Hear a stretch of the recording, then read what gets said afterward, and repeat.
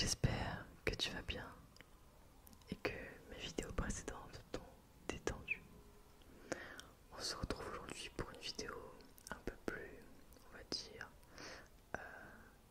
informative qui va peut-être améliorer tes connaissances dans un domaine en particulier qui est la programmation neuro-linguistique. Qu'est-ce que c'est? Je vais tout expliquer dans cette vidéo.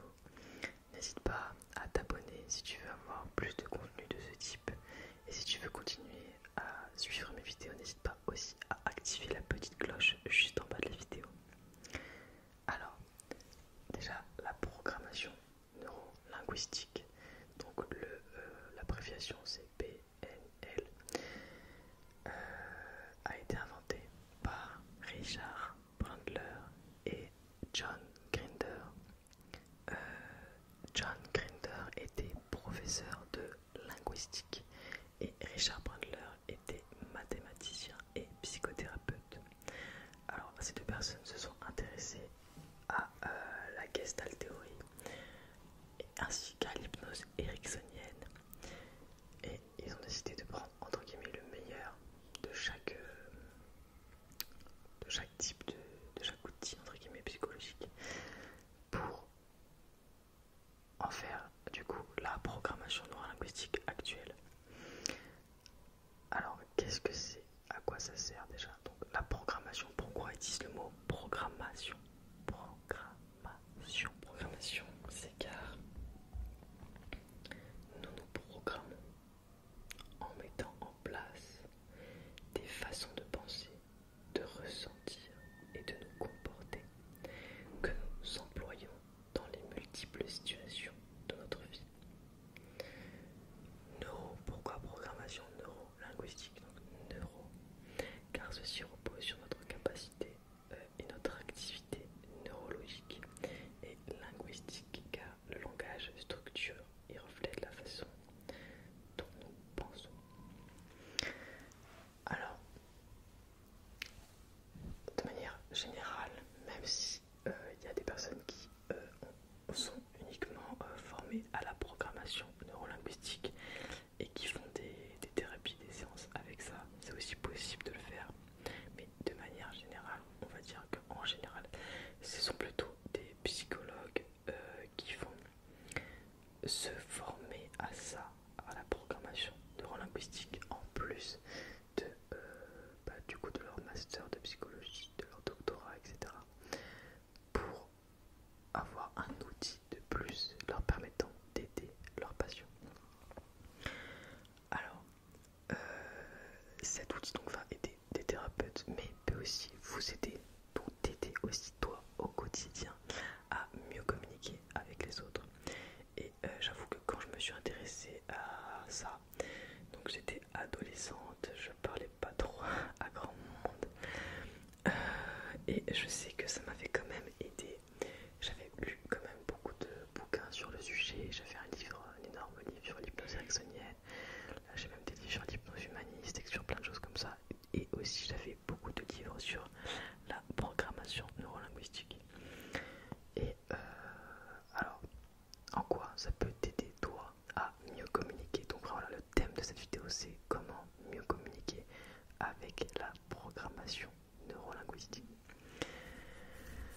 Alors, il y a plusieurs facteurs, on va dire.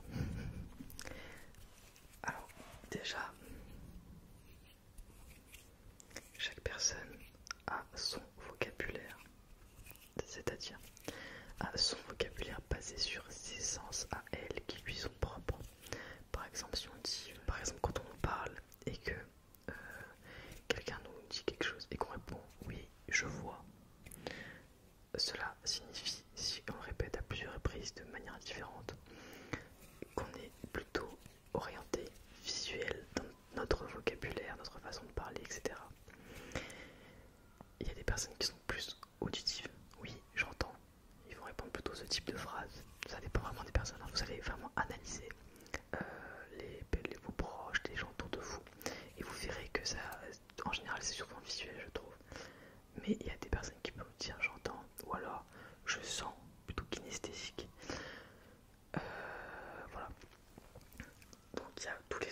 qui sont représentés là-dedans. Et quand vous connaîtrez la façon dont parle votre interlocuteur, vous allez vous adapter à lui pour que la communication se déroule de manière encore plus fluide.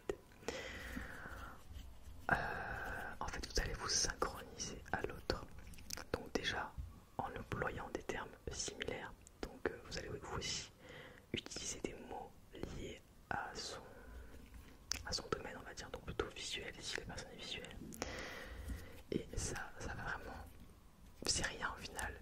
Au début, ça va vous demander beaucoup de conscience et d'attention pour arriver à comprendre, à ce que ce soit en fait habituel et facile et que ça devienne un automatisme en fait.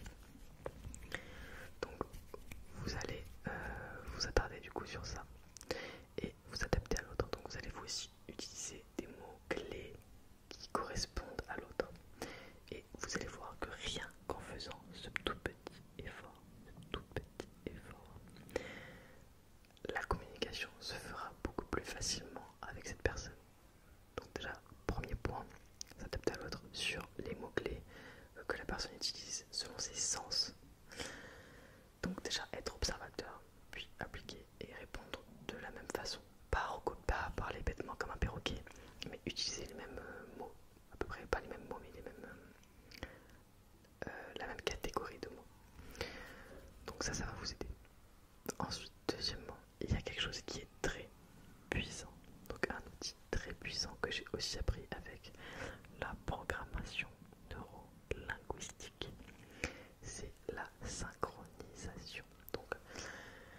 Donc au-delà du verbal, vous allez aussi vous synchroniser avec l'autre. Donc bon, déjà il y a deux types de synchronisation. Il y a la synchronisation classique et la synchronisation croisée. Donc je vais tout vous expliquer. Donc, par exemple, si vous voyez que la personne en face a les jambes croisées, vous allez essayer de faire un geste qui ressemble à ça. Donc par exemple, croiser les bras. Ça c'est de la synchronisation du coup croisée parce que c'est pas sur exactement le même lieu dans le corps, sur la même chose exactement. Mais ça va créer en fait comme une connexion plus intense avec l'autre. Donc déjà une synchronisation croisée. Vous pouvez aussi par exemple, si la personne en face de vous parle vite, parlez vous aussi un peu plus vite sans la singer. Ça c'est très attention parce qu'au début si on maîtrise mal le truc, on peut avoir tendance à trop copier comme un perroquet et c'est pas le but. Le but c'est que ça se fasse naturellement.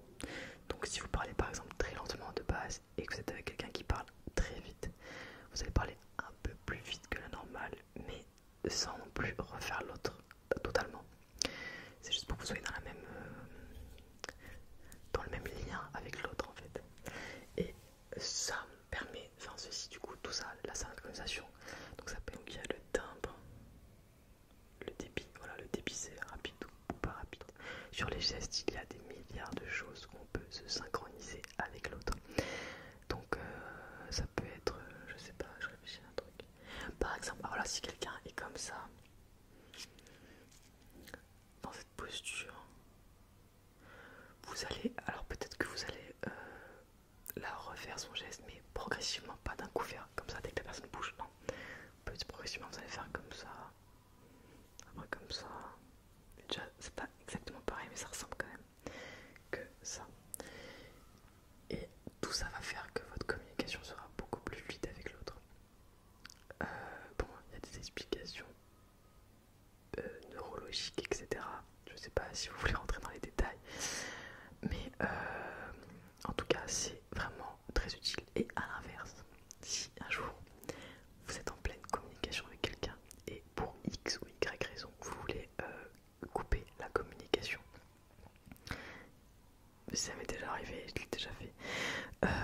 Par exemple, si je sais pas, vous avez un truc à faire après et que vous voulez couper la conversation sans être trop, comment dire, trop vexant ou plaisant ou quoi, vous allez tout simplement vous désynchroniser de l'autre. Donc, parce qu'en fait, là je vous dis vous synchroniser, mais il arrive souvent que on se synchronise naturellement en fait sans que les gens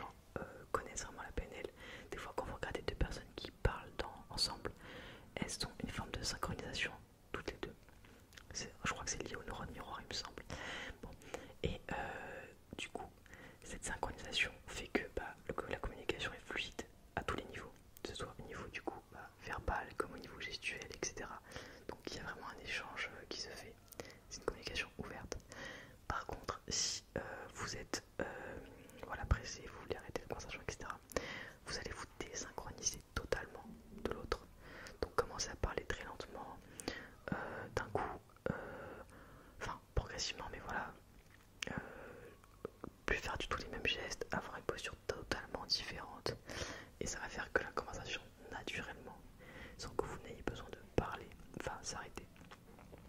Sans forcément que l'autre soit blessé, mais juste naturellement, il ressentira plus ce truc de vous parler. Donc ça peut être très efficace si vous voulez vous désynchroniser. Il y a une phrase du coup qui est très caractéristique de la PNL, c'est de dire que la carte n'est pas le territoire. Ça signifie tout simplement que chaque personne a sa perception à elle de la réalité. Donc ce qui va expliquer aussi sa façon différente d'échanger, ses gestes différents, etc., etc. Alors sur la notion de synchronisation, j'avais vu quelque chose du coup. J'avais acheté un livre en fait de Richard Bandler qui du coup reprenait sa conférence qu'il avait fait, je sais plus quand. Bon, et dans cette conférence, il expliquait quelque chose de... Ça m'avait vraiment marqué à l'époque où j'ai lu ce livre, donc j'avais 14 ans. Enfin, c'était il y a longtemps quand même, mais voilà, ça m'avait marqué, donc je vais vous le partager. Il avait une femme en fait, une patiente, qui est venue dans son cabinet. Enfin, cette femme lui a dit: j'ai un problème, je suis bloquée du coup, genre vraiment j'ai très mal, je suis bloquée en gros comme ça, par exemple. Enfin, elle était bloquée quelque part, je sais plus si c'était le dos ou le cou, mais bon, elle était vraiment bloquée comme ça. Et elle lui explique son problème pendant plusieurs minutes, voilà, pendant 10-20 minutes. Elle lui parle, et lui pendant ce temps, il s'est en fait synchronisé à elle, donc progressivement il lui parlait en penchant la tête peu à peu, mais vraiment très progressivement, sans qu'elle s'en rende compte tout simplement. En fait, une fois qu'il s'est synchronisé avec elle, ce qu'il a fait, et c'est là la puissance, je trouve, de la programmation neurolinguistique, il a commencé à faire ça et à revenir progressivement au stade initial. Et en fait, étant donné qu'il s'est synchronisé à elle, elle était synchronisée à lui, elle était en train de parler, etc.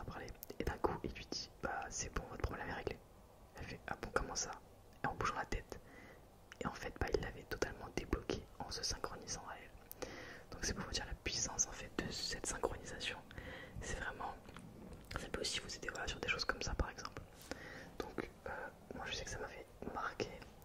Après voilà, la programmation neurolinguistique ne se limite pas qu'à ça, c'est beaucoup plus approfondi que ça. Là je vous ai juste dit les grandes bases on va dire, pour vous aider à mieux communiquer avec les autres. Ça peut vraiment vous aider, surtout de la synchronisation, c'est quelque chose que j'ai beaucoup fait à une époque.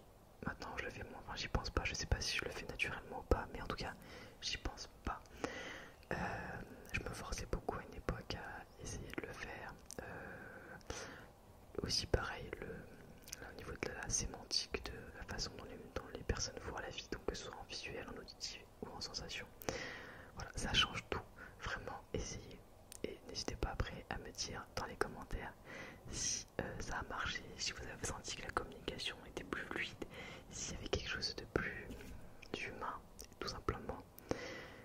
Après bon, bien sûr il y a beaucoup d'écoute, etc. à avoir, faut pas non plus juste faire ça et tout, mais ça peut vous aider vraiment à mieux communiquer. Donc n'hésitez pas à me dire si la vidéo vous a plu en mettant un petit like sous la vidéo. Je vous souhaite de passer une excellente nuit et une bonne détente, et j'espère vous avoir appris quelques petits trucs sur la programmation neurolinguistique. Je ferai peut-être une version